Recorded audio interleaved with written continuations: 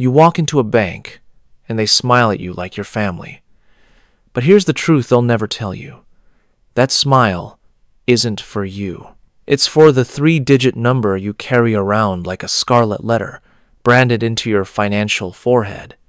That number determines where you live, what you drive, whether you can borrow money to survive another month. And the cruelest part? The higher that number climbs, the deeper you're buried in their system.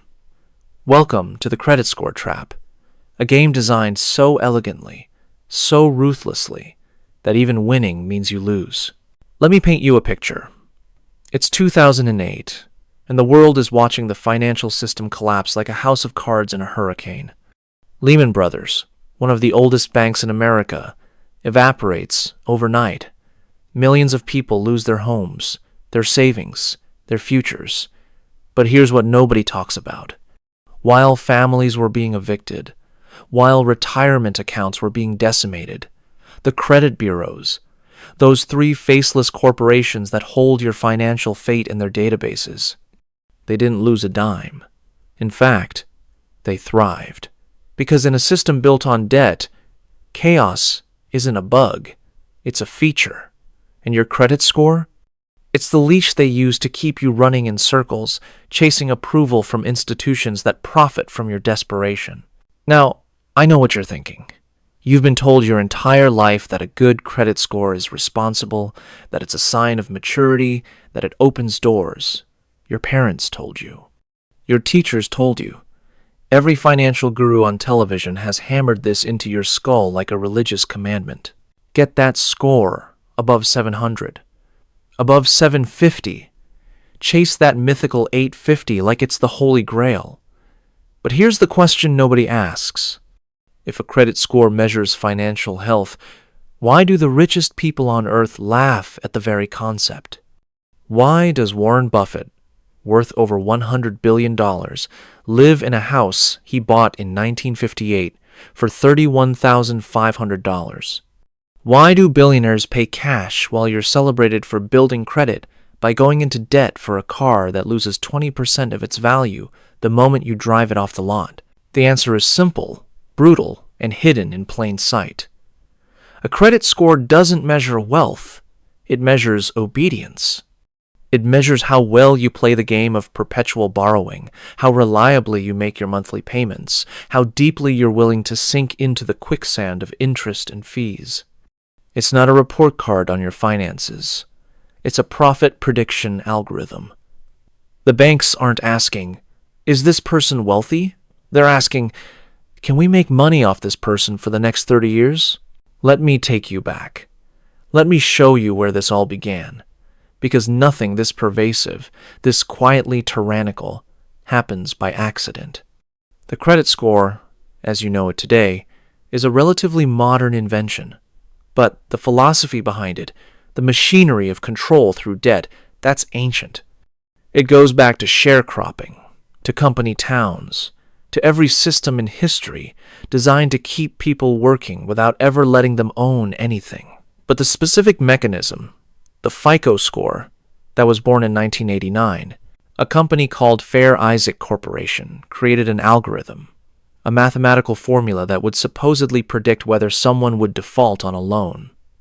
And on the surface, it sounds reasonable. Lenders want to minimize risk. Borrowers want access to capital. Create a number that bridges the gap. Problem solved. Except it wasn't a solution. It was a Trojan horse. Before FICO, lending was local. You walked into a bank, you talked to a loan officer who knew you, knew your family, knew your business. It was personal, messy, human. And yes, it was often unfair, riddled with discrimination and bias. But here's what it wasn't. It wasn't automated. It wasn't a system that could scale to millions of people, harvesting data, creating profiles, turning human beings into risk assessments. The credit score changed everything. It turned lending into an assembly line. It turned you into a product. And once you became a product, once your entire financial identity could be reduced to a number between 300 and 850, the game was over. You'd already lost. Because here's the trap within the trap. To have a good credit score, you need credit. You need to borrow money. You need to prove that you're a reliable debtor. Think about that for a second. The only way to prove you're financially responsible is to go into debt and then spend years paying it off with interest. It's like saying the only way to prove you're sober is to drink a bottle of whiskey and then not crash your car. The logic is insane. But it's the foundation of the entire system. And the beautiful part, from their perspective, is that they've convinced you it's your idea. They've made you volunteer for your own exploitation. Let's dig deeper into the mechanics, because this is where it gets truly sinister. Your credit score is built on 5 factors. Payment history, 35%. Amounts owed, 30%. Length of credit history, 15%. New credit, 10%. Credit mix, 10%. Now, on paper, this looks scientific. It looks like math. But math can be used to obscure the truth just as easily as it can reveal it. Let's break down what these factors actually measure. Payment history. Translation: have you been making your monthly payments on time? Have you been a good little debtor, feeding the machine like clockwork? Amounts owed. Translation: how much of your available credit are you using? If you're maxing out your cards, your score drops. But here's the trick. If you pay off all your debt and close those accounts, your score also drops. Because you're no longer playing the game. You're no longer profitable. Length of credit history. This one's my favorite. It rewards you for staying in debt longer. The longer you've had accounts open, the better.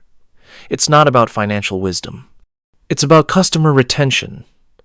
They want you in the system, making payments, year after year, decade after decade. New credit. Every time you apply for a loan or a credit card, your score takes a hit. They call it a hard inquiry. Why? Because you're shopping around. You're looking for better terms. And the system punishes you for that. They want you loyal, not informed. Credit mix.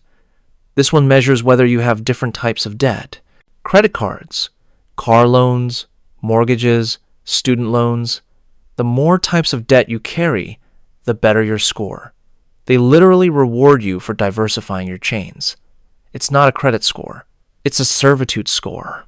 And the companies that create these scores, Experian, Equifax, TransUnion, they're not government agencies. They're private corporations, for-profit businesses. And their customers aren't you.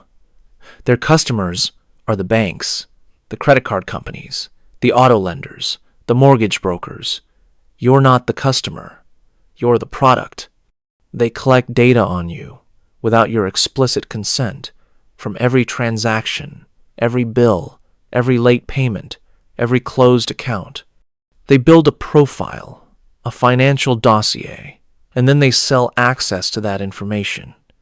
And if they make a mistake, if they report something incorrectly and it destroys your score and costs you a job or a home, good luck fighting them. The burden of proof is on you. You have to prove the error. You have to navigate their bureaucratic labyrinth. And even then, even if you win, there's no real penalty for them. They'll just correct it and move on, while you spend months rebuilding what they destroyed with a keystroke. Let me tell you about a man I'll call David.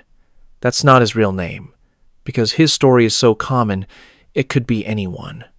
David graduated college in 2005 with $40,000 in student loan debt. Not unusual. He got a decent job, started making payments, started building credit. He bought a car on a loan. He got a credit card for emergencies. He did everything right. His score climbed. 700, 720, 750. He felt proud. He felt like he was winning. Then 2008 happened. The company he worked for downsized. He lost his job. Unemployment barely covered his rent. He missed a car payment, then another. His credit score plummeted. 600, 550, 500. The interest rates on his existing debt went up. The credit card company, smelling blood, jacked his APR from 12% to 29%. Suddenly, he wasn't paying down debt. He was treading water. Every payment just covered interest. The principal never moved. He was trapped, and his credit score, that number he'd worked so hard to build, became a prison sentence. It took David 7 years to crawl back. 7 years of making minimum payments, of living in a tiny apartment, of driving a car held together with duct tape and prayer. And when he finally got his score back above 700, you know what he felt? Not triumph, relief. Because he finally had permission to borrow more money, permission to go deeper into debt, permission to keep playing the game. And that's the trap. The system teaches you to confuse access to debt with financial success. It teaches you to measure your worth by your ability to borrow. And the sickest part is, it works. Millions of people, smart people, educated people, people who would never fall for a pyramid scheme or a Ponzi scam, they fall for this. Because it doesn't look like a scam. It looks like civilization. It looks like the way things are supposed to be. But let me ask you something. What if it didn't have to be this way? What if there was another path? One that didn't involve spending 30 years making payments. One that didn't require you to prove your worth to faceless corporations. What if, instead of chasing a credit score, you chased ownership?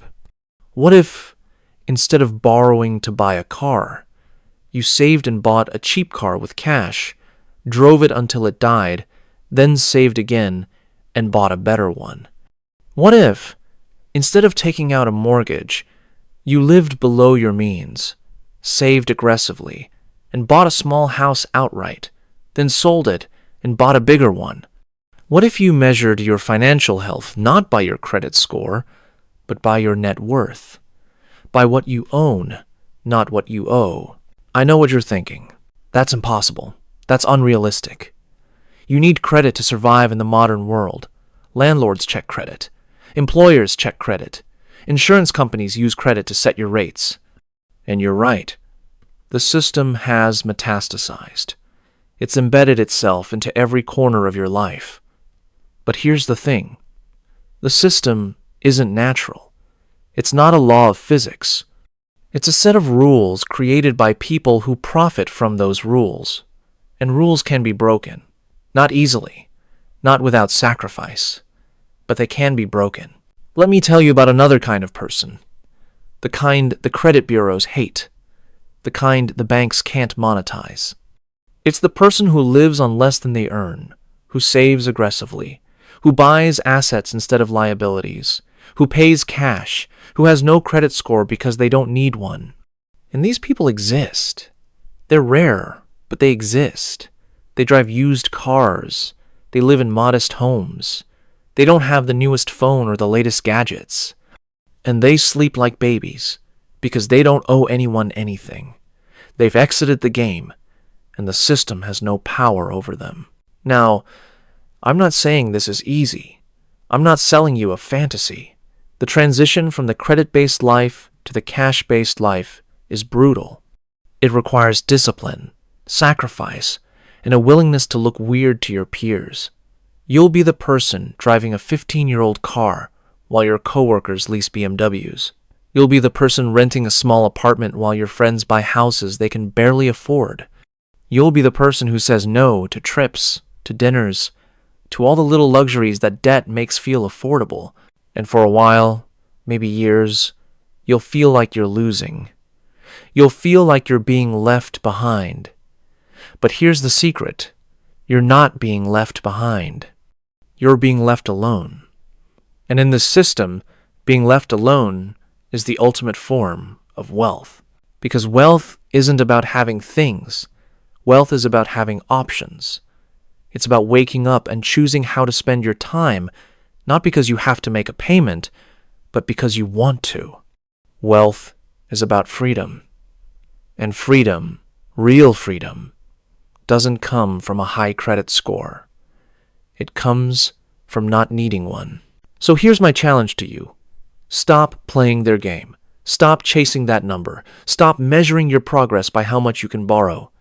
Start measuring it by how much you own, by how much you've saved, by how many months you could survive if every source of income disappeared tomorrow. Build a life that doesn't require approval from Experian or Equifax or TransUnion.